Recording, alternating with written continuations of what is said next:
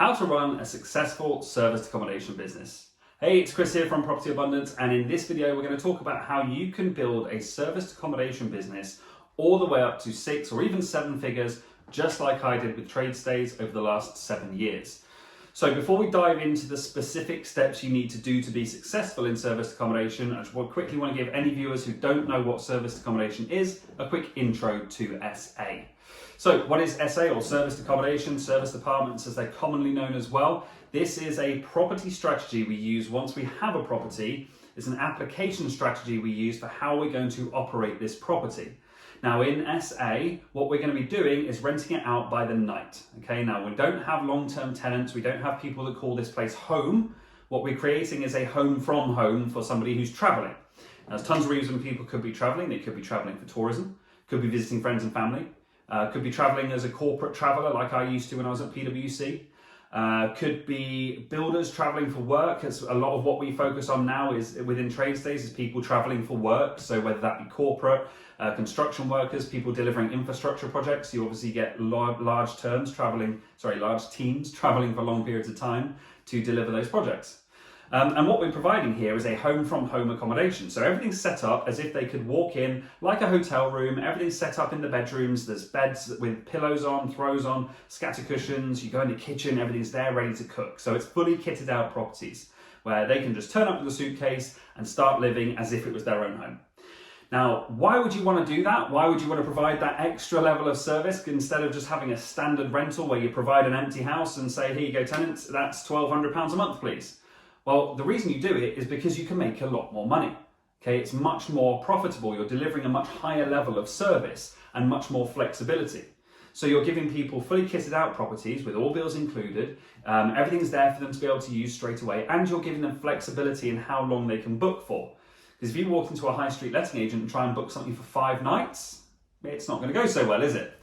So we're giving all this extra service, and for that reason we can charge that much more on our nightly rate, so that over the course of a month we make a significant uplift in the actual revenue that we generate from a property, so that we're making additional profit as well. So that's why we run as a serviced accommodation as well, and also to fill a gap in the market. You know, there's a huge demand for this kind of property.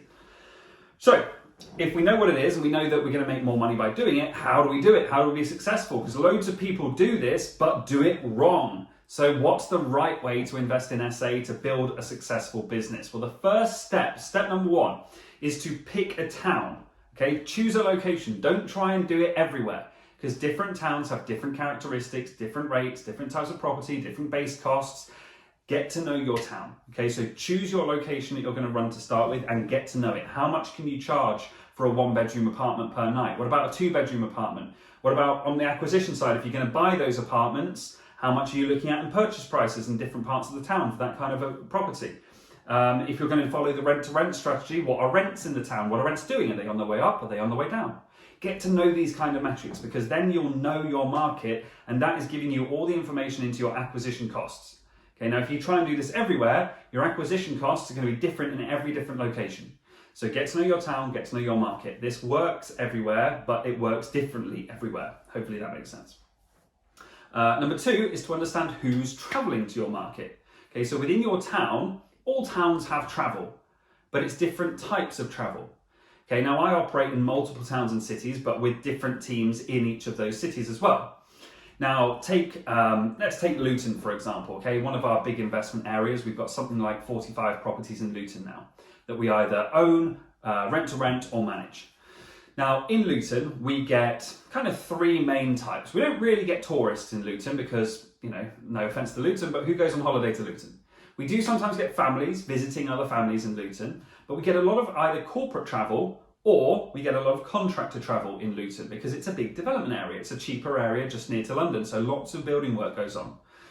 Now, for that reason, we know that if we can get inside the heads of our types of travellers and understand who is travelling, it allows us to cater much more to the correct market and to pick the property correctly as well. So Luton's a great one for that. We also run a lot in London. Now, central London kind of gets everybody, right? Because it's its own country almost. But we get a lot of tourists in central London. We get a lot of corporate travel in central London. We get a lot of contractors in central London. We get a lot of families. Like we kind of have the whole travel market there. But let's think of a different example. Carl and Michelle, two of the guys on our mentorship program right now, based in Stamford.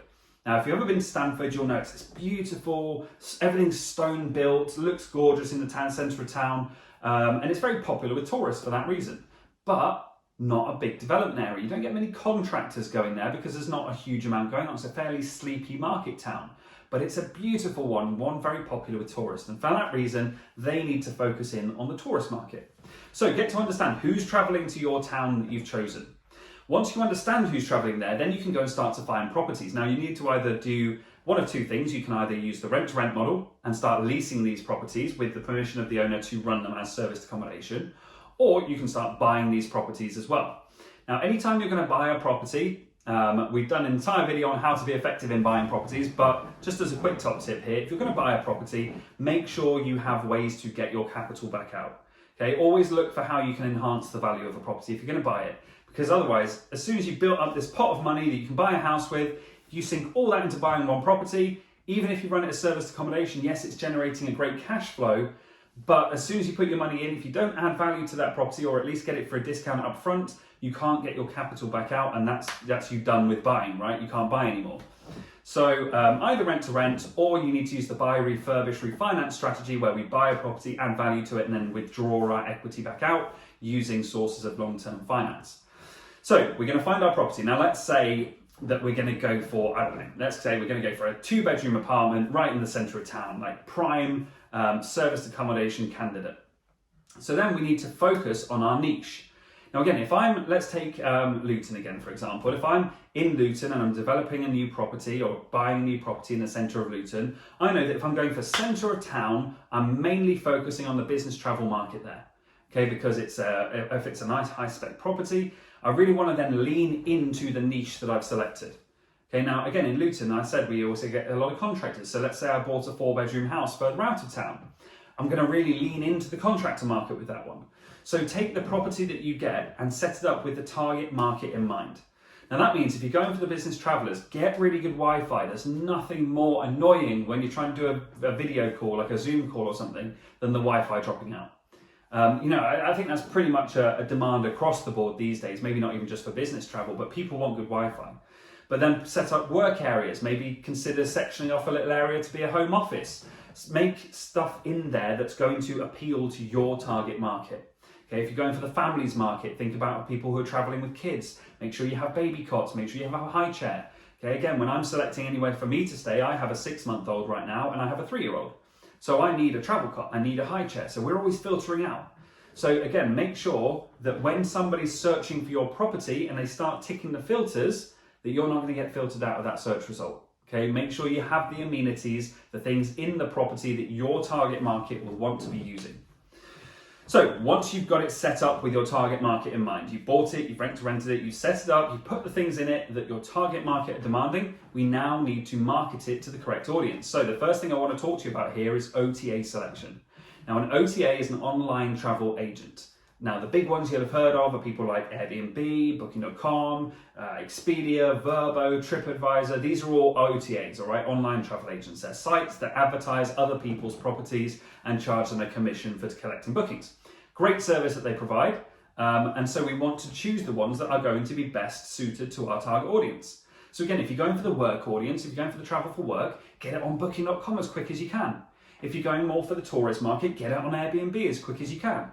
Now, by the way, that's not to say there's not overlap between those, because you do get tourists through Booking.com, you do get business travelers through Airbnb, but you get more of the certain types from different types of OTAs. So Airbnb, most popular with tourists, Booking.com, more popular with travel, with corporate, but also huge tourist following. And choose your OTAs and set them up in the order that are going to produce the best results for you. So focus on the ones that are most appealing to that segment of the market to start with. Top tip on how you can find them, go to Google. If you're looking for travel for work, for example, corporate bookings, you could type into Google, book accommodation for a business trip, and see who ranks highest. That will give you a good indication as to which ones are aiming at the corporate market.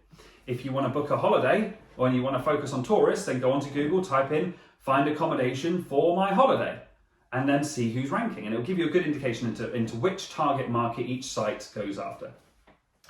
Now, once we've got onto our OTAs, we're marketing on our OTAs, we also want to start doing some direct marketing. Again, within trade stays, within the portfolio of properties that we manage on behalf of other owners and investors, we do a lot of direct marketing to make sure that they get bookings for their apartments. The last thing we want to do is just stick it on Airbnb, stick it on booking.com, cross our fingers and hope we get some bookings. Okay, the chances are you're going to get some bookings because they are the supermarkets of the travel world. But there's so much more you can do. And in this space, in the direct marketing space, it is easier than ever to get those bookings because nobody bothers. Nobody bothers to do this. Everyone wants to just stick it on Airbnb and hope they get some bookings. You know, we recently picked up a management contract for 24 apartments in London. Now, the reason we got that was because the existing management provider was doing exactly that. Huge management business that just stuck it on Airbnb and Booking.com and maybe a couple of other sites and hope they got some bookings. So what can we do to get some direct bookings coming in as well? Well, firstly, look, you can advertise. Now, obviously, you've got to have the budget for that. If you've only got one property, it doesn't make sense to spend loads on advertising.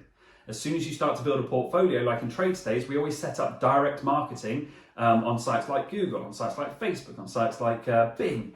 And we start to target the audience that's traveling to that area and we put our properties in front of them. Just one massive benefit we give to our clients. But on top of that, we can do some much more local stuff. Okay, so if you're just starting out and you've only got one or two properties or maybe a small portfolio where it doesn't make sense to spend 500 quid on adverts, well then think about how you can target your market locally. Okay, have you been to the local businesses? Have you tried to connect with them on LinkedIn? You know, you can approach them and find out where do their customers stay when they come to visit? Where do their sales teams come to stay when they're in town for a conference? Do they have any consultants coming to work for them that are going to be staying Monday to Friday? Just like I used to as a PwC. Monday to Friday, every week at the same hotel, every week for months. They're really valuable bookings. So if you can connect with your local businesses, start networking in your local community and get to know the business owners there, that's a really, really good source of repeat business. But not only repeat business, commission-free business as well. Because anytime you get a booking from an OTA, that's great news, that's awesome, but you're paying them commission.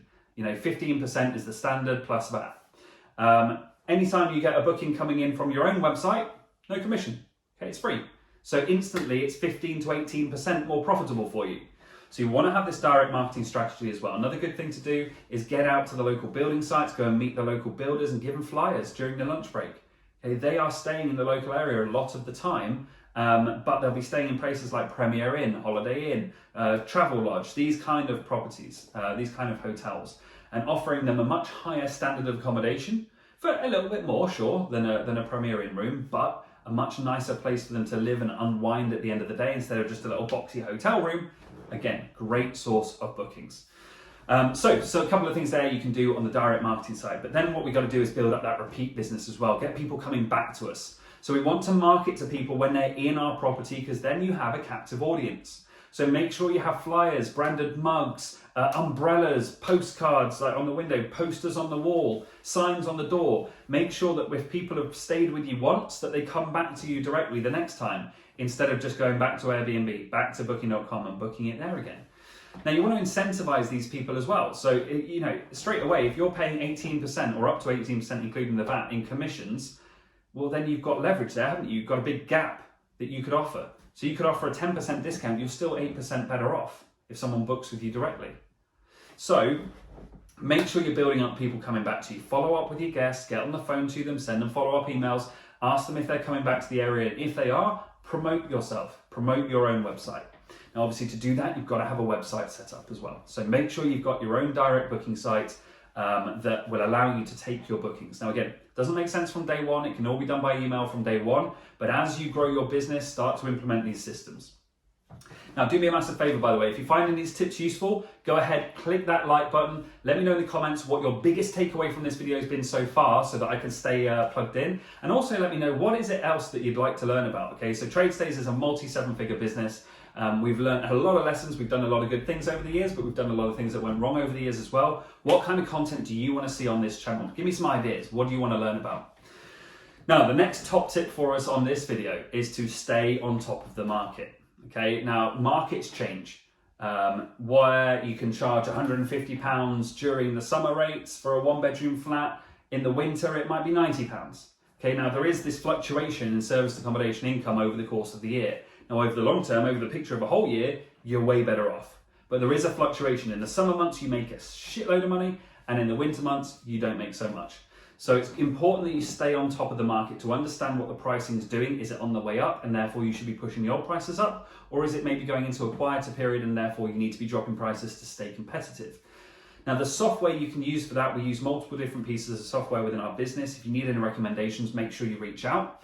But make sure that if you don't have software, make sure you're doing that check manually. Just go and see what other people are doing in the market. Go and check what your competition are charging. Have they changed anything? Are they offering something different? Have they added something to their apartments to make it that much better? So keep on top of what the market does and how it's changing. And finally, make sure you add systems and automate your business as you grow. Now, for some reason, property seems to be one of these businesses where everyone focuses just on the deal and getting the most out of each deal. And there's nothing wrong with that. Well, there is something wrong with that, but there's nothing wrong with looking at the deal and getting everything out of the deal. But you've also got to look at the business. Now, again, if you just focus on doing a deal, then doing a deal, then doing a deal, sure, your deals are going to be good, but you'll very quickly run out of steam because you won't have processes in place, you won't have systems in place, you won't have the business running for you. Now, the reason I'm able to sit here recording this video and giving people coaching and run mentorships and deliver Thailand bootcamp retreats where we go away for 2 weeks into Thailand, the reason I'm able to do all that and still run a business is because we have teams, we have systems, we have software. Now, as we grow, we need to implement more. But to start with, make sure that you start to focus on building simple software like channel managers into your service accommodation business as quickly as you can. Now, a lot of people on our mentorship program don't want to do it on the first deal. And I get that because you're only making, on average, £1,000 a month from your first deal. And to take a chunk of that and invest it into software, it maybe feels like a big amount of your overall income is going to software. But by the time you've done your second deal, you really need to be setting up your channel manager. Okay, so that you can start to add in different pieces of software like price labs, like charge automation, like these different softwares that help you automate and run your business. But Channel Manager is always the first step for that. So make sure you go and check them out. If you want recommendations, again, happy to give them to you. We use 2 different ones for different businesses. So for a much smaller service accommodation business that we run, we use a piece of software called Smoobu. For our much bigger complex business, we use Zivu. Both really good pieces of software in their own right. But the point I want to get across here is to make sure that you are shopping around and making sure that you pick the one that's right for you. Now, if you found this video useful, please do me a massive favor, click that like button, let me know in the comments what your biggest takeaway was. But before I let you go, I want to give you a quick opportunity. So we have set aside some 30-minute slots with my team, completely free of charge, where you can speak one-on-one to one of my team and get clear on what your next step should be with your business.